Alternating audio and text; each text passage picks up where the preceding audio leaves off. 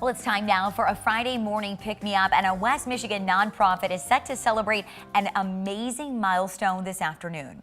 Manos Gleaners in Jenison is scheduled to reach 1 million meals of dehydrated produce prepared and shipped to hungry people around the world, and that's 1 million meals just this year. That's right. Manos Gleaners is the only one of its kind in the U.S., and they hope to spark a nationwide movement.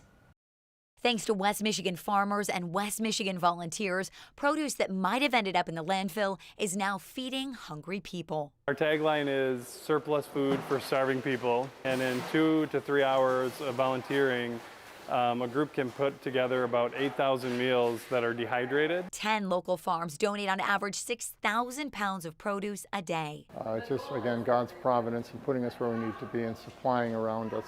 This is Produce Central, and we're right in the middle of it. Volunteers wash the produce, chop out non-edible pieces, and then dice them onto trays that go into a commercial dehydrator.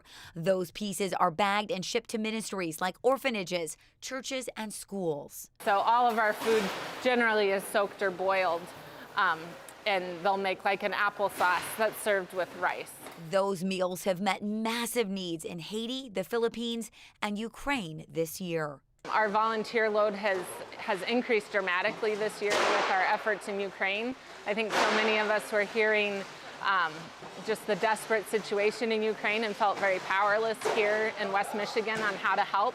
So this is a hands-on, roll up your sleeves and be able to help operation. So we're able to take really any age volunteer and put them right to work in getting that produce out to the hungry. Those efforts have brought them to today's 1 million meal milestone.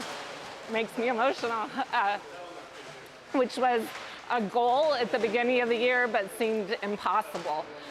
But through volunteers and through this generous community, many groups have sent, schools and groups and businesses have sent teams of people.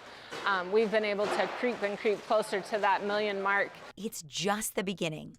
Our biggest hope really with Manos is that it can be the starting point of a movement, not just an individual place. So we can do what we can do here, but if places catch on and grow this idea beyond West Michigan, the impact would just be astounding.